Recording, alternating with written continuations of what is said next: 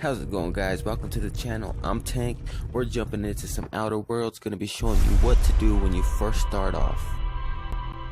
Obviously, you're going to need to go to the observatory to get the launch codes. On your way there, you can play hide and seek. It's a nice little way that they introduced the signal interceptor.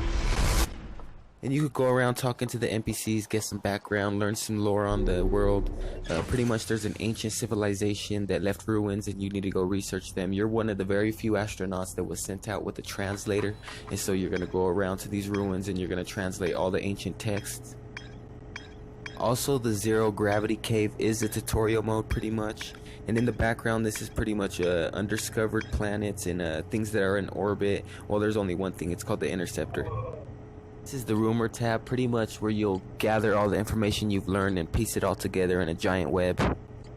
If you follow me on the screen, this is the planet that you start out to. This is what it looks like, the same direction, everything. There are a few points of interest on this planet you start out with. First of all, don't crash like I just did. Horrible driver right there. You're going to want to check this out. I'm not going to check it out. You could do it yourself, but I'm just going to show you how to get here. I land, I get out, but then I'm going to skip forward for you guys. On screen, I'm pretty much backtracking so that you could follow along. That is the beginning point, and I crash again. I know, I'm horrible. Don't crash like me. It's kind of hard to get a hang of these controls. When I first started playing this game, I really got enticed. I love it. It reminds me of Life is Strange, or maybe when I watched the movie Butterfly Effect with Ashton Kutcher. It gives that same vibe of like time travel, and there's more to life than we know. And if you die, everything you've learned in the past will stick with you. You'll continue to progress your campaign. It's just you gotta piece together this giant web and figure out what the end game is. And I'll let you know. I'll make more videos. I'll get there. But here you can see this is the second point of interest. You're gonna want to land here. Well, you can land outside by those ruins, but I landed here because, you know, why not? And a couple tips for when you're in your spacesuit. To recharge it, you have to put it back into the spaceship, or maybe if you see a container outside in the world, you could refill off of that. And if you need oxygen, there's trees around.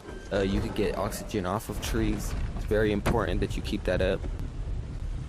And another thing, you do have a signal interceptor, which is pretty much you point it to planets and you can hear music, and those are characters, NPCs that you need to go talk to. They're playing their music and you can hear it, and they play music so that they let everybody know that they're safe. That's pretty much their radio frequency, is music. It's kind of weird. Moving on, we're in orbit. We're gonna go to the moon. It's called Attlerock. There's a few points of interest here. We're gonna land wherever you want to land, actually, as long as you can get to that NPC. He's next to all these trees, as you can see. That's a rough landing, but go ahead and test it out yourself. I mean, the controls are pretty wonky. Go ahead and put your spacesuit on. You're gonna need that going to the moon. I'm not gonna show you what he says. I'm not gonna show any spoilers in this video. Go ahead and talk to him to yourself. There's some trees around. You can fill up your oxygen. The platform right here is real close by. You'll see it. Go ahead and read this. It's going to update your ship log. Go ahead and keep following me on screen. We're going to go to this flag and we're going to go to the eye signal locator. And as you progress through these points of interest, your ship log is going to keep updating you. You're going to get more rumors. The web's just going to keep getting bigger, and you're going to try to track down the end game. Right here are the ruins. At the bottom of these ruins, there's going to be some text. Go ahead and read those. Right off the bat, you're going to notice 4 tabs and a little blue ball. You can control that blue ball with your crosshair. There's a tree down there for you to fill up on your oxygen.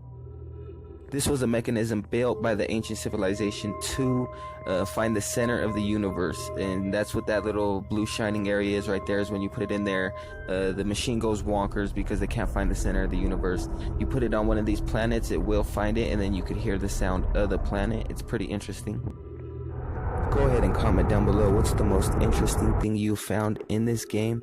We're going to use the NPC as a point of reference. Back to the point of reference, we're going to be going over here to go to the crater. I mean, I'm sure you can find it. Look at how big this crater is.